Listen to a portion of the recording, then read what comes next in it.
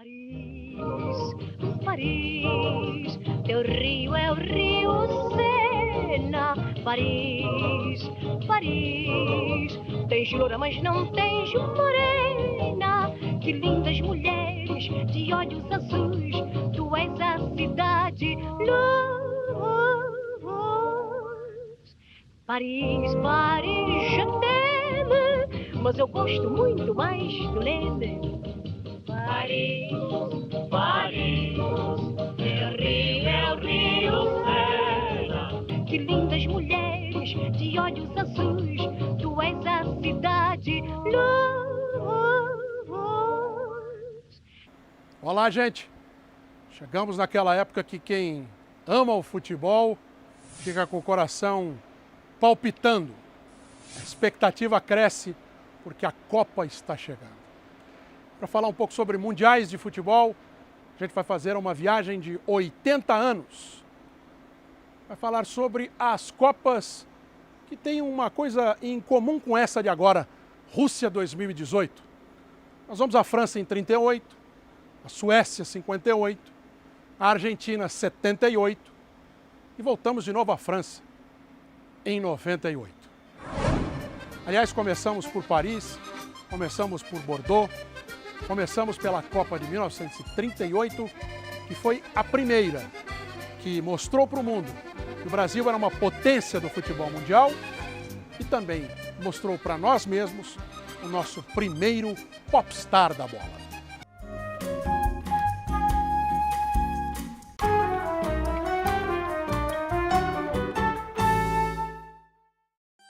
Pelé, Zico, Neymar, Ronaldinho Gaúcho, Ronaldo. Exemplo de ídolos brasileiros que se transformaram também em craques do marketing. Uma espécie de herdeiros de Leônidas da Silva, maior atacante do país dos anos 30, sobre quem estava depositado o peso da responsabilidade de uma boa campanha na terceira Copa do Mundo na história, na França, em 1938. Naquele ano, pela primeira vez, a seleção brasileira resolveu montar um time forte. Nas competições anteriores, em 30 e 34, uma briga de egos entre dirigentes paulistas e cariocas impediu que o Brasil disputasse com sua força máxima. Mas no Mundial de 38 houve uma trégua nessa briga. A rigor, o futebol brasileiro passou por duas polêmicas no período de sua formação. Uma delas, uma polêmica que envolvia o profissionalismo de um lado e os defensores do amadorismo do outro lado. Foi uma polêmica muito grande que dividiu o futebol brasileiro, dividiu federações, dividiu clubes. E, além disso, havia uma disputa pelo controle do futebol brasileiro entre associações de futebol do Rio de Janeiro e de São Paulo, porque você não tinha um órgão centralizador que tivesse, de fato, poder para cuidar disso tudo. Essa disputa começa, de fato, a terminar a partir de um contexto em que o próprio governo do Vargas, que tinha uma postura que era centralizadora, a gente não pode desvincular o futebol com o que estava acontecendo na sociedade. Naquele contexto, o Vargas vinha com um projeto para o Brasil que era um projeto centralizador. E era o projeto de fortalecimento do Estado que atuaria em diversas frentes.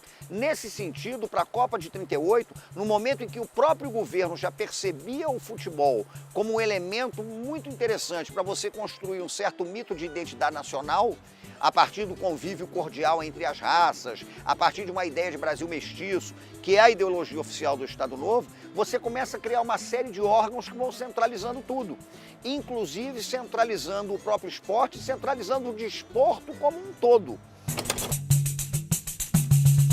No imaginário popular, Leônidas da Silva seria o cara na França. As transmissões de futebol pelo rádio fizeram do craque do Flamengo um dos maiores ídolos nacionais. Até nome de chocolate ele virou. A expectativa era tão intensa que a Rádio Clube do Brasil anunciou que pela primeira vez uma Copa do Mundo seria transmitida ao vivo para o Brasil. A imprensa equiparava Leônidas ao então presidente da República, Getúlio Vargas, e a Orlando Silva, o mais famoso intérprete musical do Brasil na época, conhecido como o cantor das multidões. O Leônidas é o que eu chamo naquele contexto de a figura certa, que está na hora certa e que está no lugar certo. Primeiro porque o Leônidas estava numa cidade que era o tambor de ressonância, que era a capital né, e que através da radiodifusão, de certa maneira, moldava o comportamento do Brasil inteiro. A ideia realmente era a ideia de uma rádio que se propusesse a fazer um trabalho de unificação nacional. Então o Rio de Janeiro tinha essa característica. Está na hora certa porque está no momento em que o futebol começa a se popularizar como um esporte de massas que tem um detalhe muito peculiar.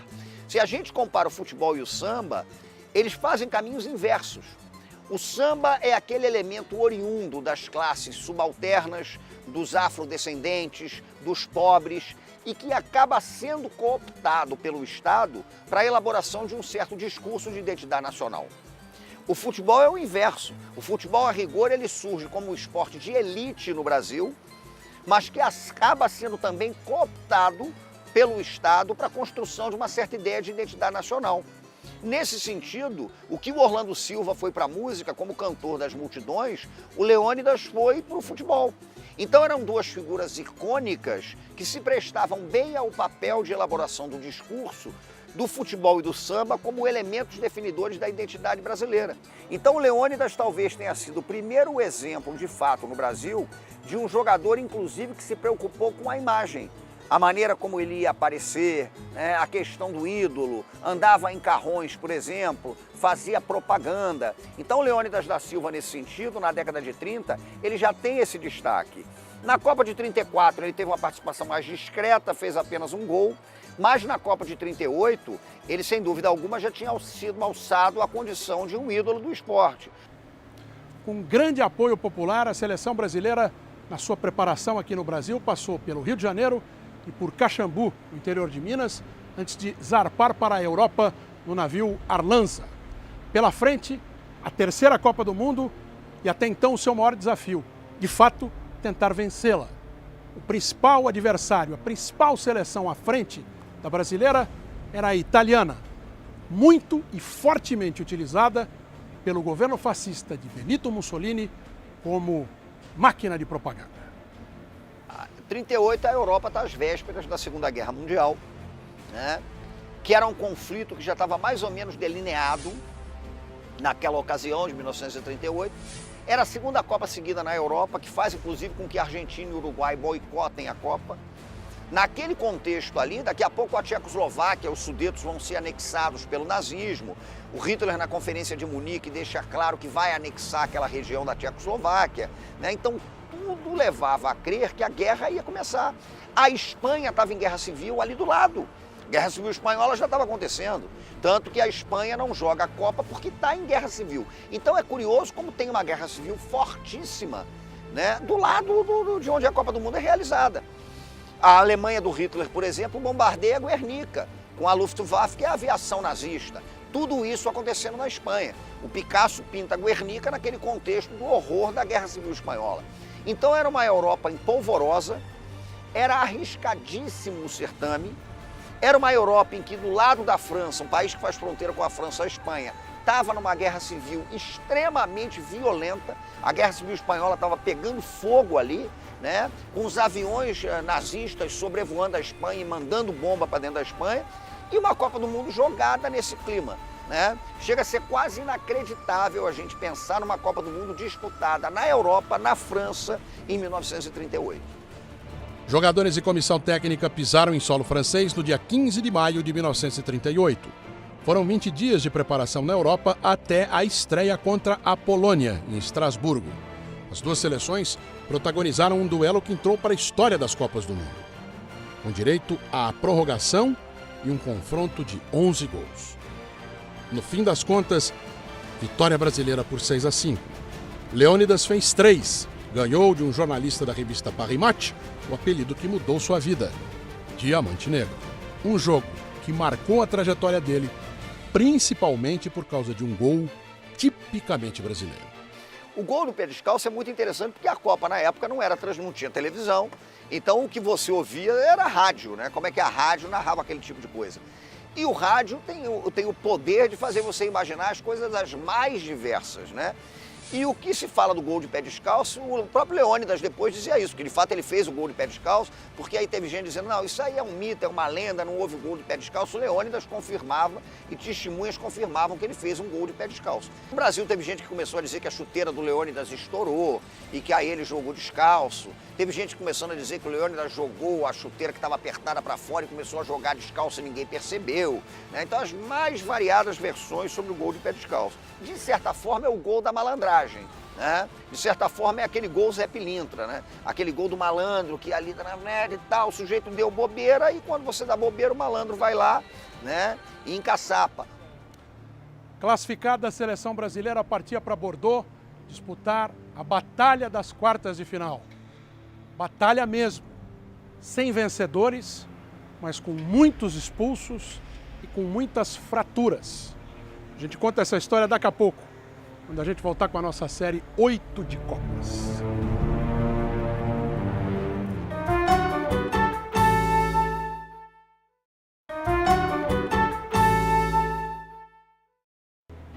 A Copa de 1938 continuou para o Brasil no dia 12 de junho. Partida contra os vice-campeões mundiais pelas quartas de final. No papel, seria um jogo duro contra a Tchecoslováquia. Mas foi duríssimo. Entrou para a história com o nome de batalha. A Batalha de Bordeaux.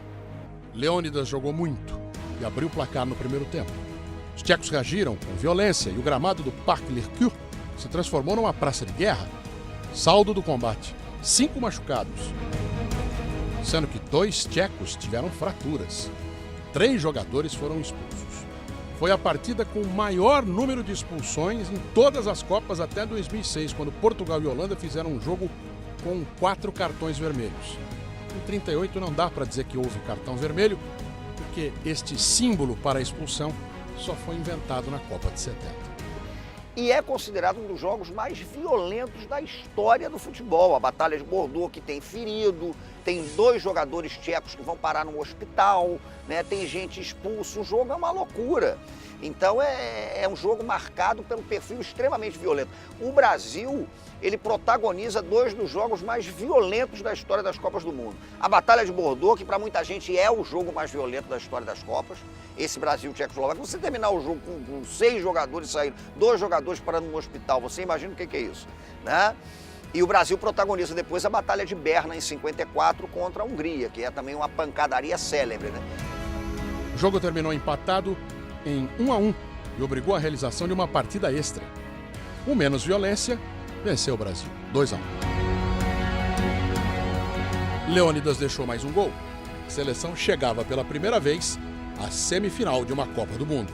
Mas é um time que está ao quebrado, né? Com toda a pancadaria, com o jogo 48 horas depois. E aí, quando o Brasil vai jogar a semifinal contra a Itália, né? É um Brasil que sentia profundamente o desgaste e os efeitos da Batalha de Bordeaux, que realmente é um jogo dos mais violentos da história do futebol. Marsella, 16 de junho. As 2 melhores seleções da Copa de 38 iriam se enfrentar na semifinal. De um lado, o time de Giuseppe Meazza, Itália. Do outro, o time de Leônidas da Silva. Os 2 melhores jogadores do torneio frente a frente. Só que não. O técnico Ademar Pimenta surpreendeu o Brasil e o mundo quando anunciou a escalação da sua equipe. A gente que viveu a Copa de 98 lembra do susto que foi quando a gente estava lá preparando o churrasquinho para o Brasil e França, né? Tinha a turma que estava trabalhando, mas o brasileiro que estava preparando o churrasco, estava a cerveja gelando e tal.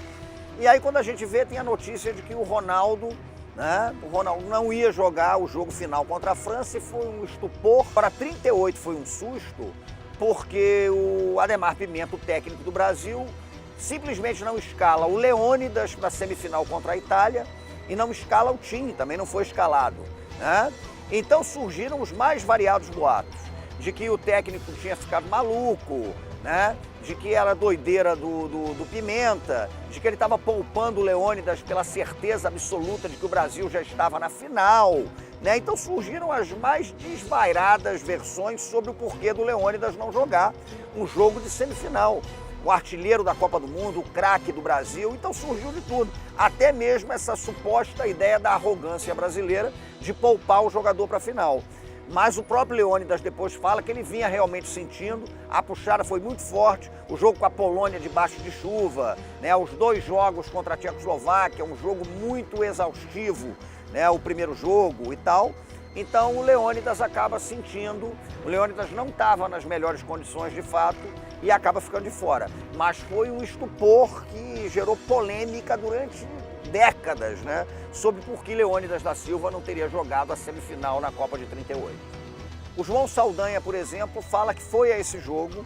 João Saldanha gostava de contar umas histórias mirabolantes. João Saldanha falava que marchou com Mao Tse Tung, desembarcou na Normandia, né, no dia D com Montgomery, né, enfim, falava de tudo isso. Você não sabe onde é que começa, onde termina isso tudo. Mas ele garantia que estava atrás do gol na Copa de 38. E dizia, olha, foi 2-1, mas a Itália dominou o jogo todo, então o Brasil não ameaçou, eles tiveram 200 chances de gol e podia ter sido uma goleada, mas foi só 2-1. Mas teve o famoso pênalti do Domingos e tal, e teve muita gente dizendo que se o Domingos não fizesse o pênalti, de repente o Brasil, né, poderia ter conseguido alguma coisa e tal, o Brasil poderia ter tido um resultado melhor, mas as testemunhas do jogo, elas são mais ou menos unânimes em dizer que de fato o time da Itália era melhor, o Brasil desfalcado do Leônidas. Na final contra a Hungria, a Itália se sagrou bicampeã mundial de futebol. Vittorio Pozzo se tornou o primeiro treinador a conquistar 2 Copas, feito que até hoje só ele tem. Benito Mussolini, líder italiano, comemorou o bi da taça Gilles Rimet como uma conquista do seu governo fascista. O Mussolini sabia muito bem da relevância do futebol para a construção do imaginário vitorioso do fascismo e que a Itália tinha uma geração maravilhosa. Tanto que Mussolini tem a famosa a ordem que ele dá aos italianos quando vão para a Copa de 38, vencer ou morrer, né? Então, olha, vocês vençam ou então vamos ver o que vai acontecer ali. Então, Mussolini tinha essa percepção muito evidente do peso da propaganda do esporte para falar do regime. Sai fortalecido na Itália do ponto de vista da propaganda. Agora, um ano depois, a Itália está entrando na Segunda Guerra Mundial. Ao Brasil restou a disputa do 3º lugar contra a Suécia. Vitória por 4-2. Leônidas fez 2 gols. Assegurou a sua condição de artilheiro do Mundial da França com 8 gols. Primeiro legado deixado por um brasileiro na história de uma Copa. A Copa de 38, de certa forma, é um marco na popularização do futebol no Brasil e é um marco na construção de identidade que sistematicamente vai acompanhar os certames mundiais. A ideia da Copa do Mundo como um momento de congraçamento, a ideia da Copa do Mundo como um momento que se elabora um discurso de identidade nacional, né, de apagamento das diferenças em nome da união em torno da seleção, eu não tenho a menor dúvida que ela ganha corpo em virtude da Copa de 1938. Mas o Getúlio, ele tem a atenção chamada para a relevância impactante do futebol e para a dimensão que o futebol vai obter na construção da nacionalidade brasileira, né, e da paixão que o futebol desperta a partir do que aconteceu em 38. A partir dos jogos que mobilizaram a população, a partir dessa mistura entre a paixão pelo futebol e a paixão pelo rádio, a partir de uma figura carismática como Leônidas da Silva, que era uma figura adequada à construção do mito da mestiçagem cordial brasileira que se expressava no futebol com maestria, né? É em 38 que você já começa a falar de um modo brasileiro de jogar futebol, que incorporava ao jogo britânico a magia da ginga, a magia do drible. Aí daqui a pouco você tem um Gilberto Freire, que era um apologista dessa mestiçagem, comparando o futebol com a capoeira, um Zé Lins do Rego falando da nossa maneira de jogar bola, que é gingada, né? Um Mário Filho, que naquele momento já era um militante ardoroso da causa do futebol brasileiro. Então a Copa de 38 condensa tudo isso, o grande desempenho da seleção, o grande desempenho do craque da seleção, do artilheiro Leônidas da Silva. O Brasil voltou para casa nos braços do povo. Nas ruas da então capital federal, Rio de Janeiro, as pessoas comemoravam o 3º lugar como se fosse um grande triunfo, e foi. Pela primeira vez na história, o esporte contribuía para inflar a autoestima da população brasileira. A Copa de 38 criou no brasileiro aquele gostinho pela vitória que tinha que vir. Então, de certa maneira, em 38 nós percebemos que era viável ganhar uma Copa do Mundo. 38 foi uma Copa que teve um resultado muito positivo para o Brasil, para a popularização do futebol e inclusive para que o Estado brasileiro percebesse o peso, a relevância política que o futebol passaria a ter na vida dos brasileiros. A Copa de 38 mostrou ao mundo que o Brasil passava para o grupo das potências do futebol mundial. Só que isso só iria se confirmar mesmo 20 anos mais tarde, na Suécia, quando o país ganhava a sua primeira coroa e mostrava ao mundo que o futebol tinha um novo rei. Essa história você vai ver no próximo capítulo e episódio da nossa série 8 de Copas.